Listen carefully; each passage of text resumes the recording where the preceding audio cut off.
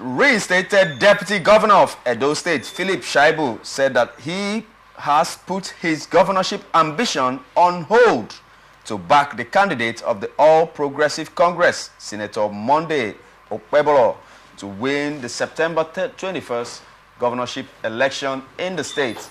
Shaibu, who accused Governor Godwin Obaseki of frustrating his governorship ambition, said he would try again in the future because he has age on his side.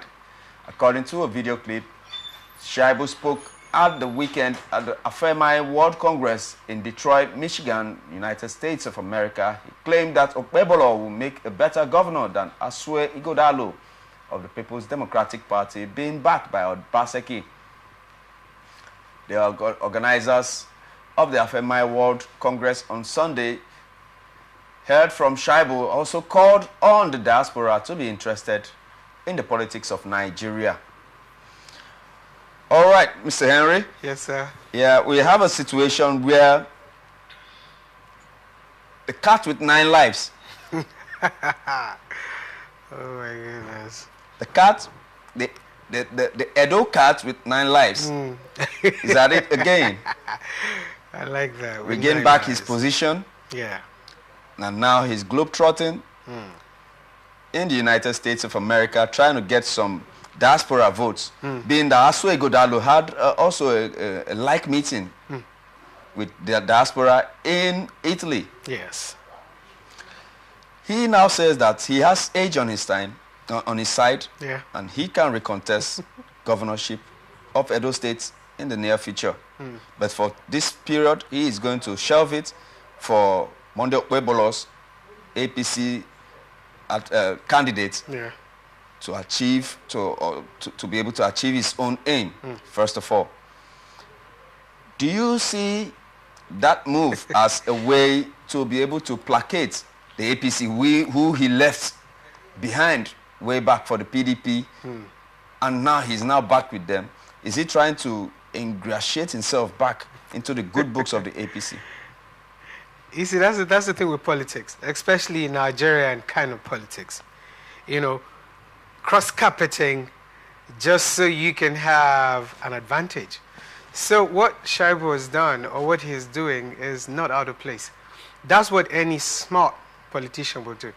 And of course, this bad blood between Shaibu and, of course, the present governor, Obaseki himself, has been on for a while now. You know, those of us who are familiar with that storyline will tell, you know, exactly what is happening. They were first in PDP, they moved to APC, and then PDP. And now he's finding his way back to APC. And he's saying that, okay, because he knows that his ambition has been strongly opposed by the governor. And it's almost like he cannot move at all. In fact, threat every now and then. He's quite a young guy, he's very promising, and people of Edo love him so much. And that's why he's saying that there's age on his side. Yes, absolutely, there's age on his side. So, but for me, it's just a political strategy to say, okay, let me, you know, just kind of pipe low for a while, and then when the time is right, by that time, Obaseki would have been out of government, and so he would have enough muscle to flex. Okay, so that's a strategy.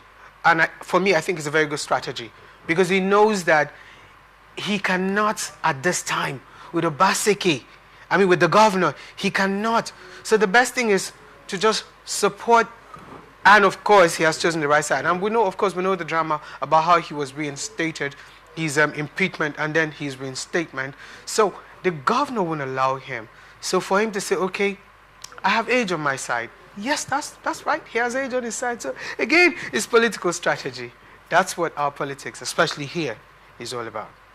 Okay, so concerning his ambition, do you think that Governor Obaseki was fair in telling him not to recontest? Not to contest per se, not recontest, because that was his first.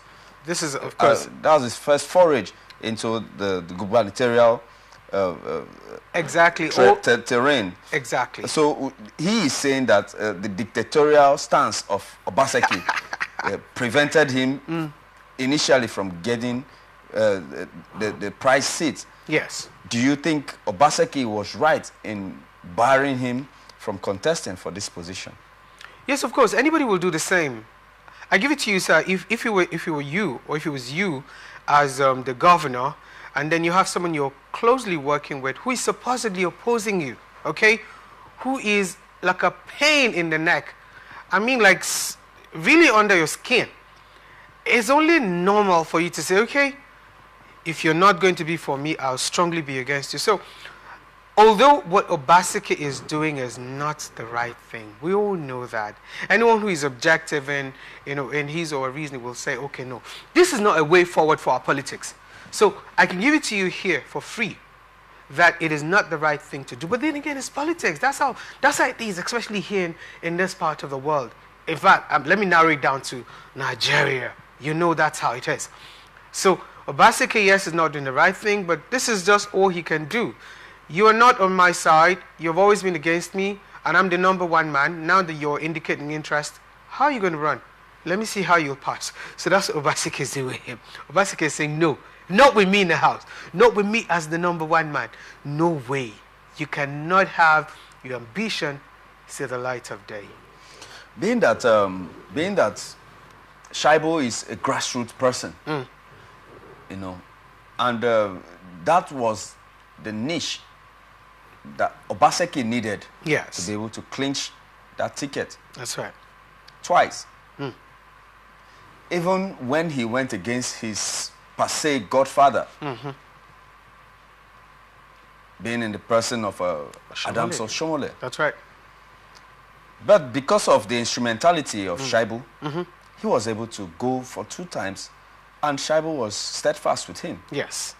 Do you think he should have returned the favor, or his political calculations that did not include Shaibu and no other place for Shaibu made it fair enough? I think that for Obaseki, there's this thing about saying I'm the captain of the ship. So I determine what goes on, on board. You understand it? So for him, he felt like, okay, I decide who runs, I decide who goes and whose turn it is to run, So as at the time that this guy wanted to run, for Obaseki, it was not his time yet. That was, they have this calculation, they have this premise. So for Shaibu to have wanted to run at the time that he indicated interest, Obaseki was saying, no, it's not your time yet, calm down. But because this guy is a grassroots guy, just like you said, but he kept pressing. The body language was there. Of course, he had the people on his side. And as a number one person, as a captain of a ship, he felt like, no, you're going out of hand. You're betraying me. You're not following the books. And so that was why that stronger position. So it was not his time. Even though he has the people, he's a grassroots person, he was instrumental to the re-election of Obaseki and all of that. But Obaseki is saying that, no, it's not your time yet. Calm down. As at the time that their problems started, he was saying, no, it's not your time yet. I decide who goes and who doesn't go. But for you to still be pushing, it shows that you're not ready to work with me. That was where the problem was. Okay, but I think that was dictatorial, being that, the Constitution does not bar anyone from contesting for that position. That's right. But secondly, I also want to ask you your opinion on this matter concerning the fact that our deputy governors just meant to be spare tires. Okay. Deputy governors should be bereft of any ambition. Deputy governors should just be there and sit and not have a voice. What is the role of a deputy governor at the tenure expiration of his principal? Yeah, you're right in saying that they should not just be figureheads. Honestly, they should have a say, they should have a voice, they should be right at the top of affairs, In fact, they help the governor, they help the number one person to succeed. To just make them rubber stamp is actually not the right thing to do. Again, this country is really like we're just believing that Nigeria will become a better place someday, okay? We all have a part to play, okay? But for now, in the political climate, atmosphere of Nigeria, things are not going the way they should go. It is not right to make the deputy not to have a voice, not to want to be able to flex, especially when your tenure as the #1 person is aspiring. He should be able to nurture an ambition and also fly with it. So why want to truncate it? Why want to suppress him? So it's really not the right thing, actually. It's not. Okay,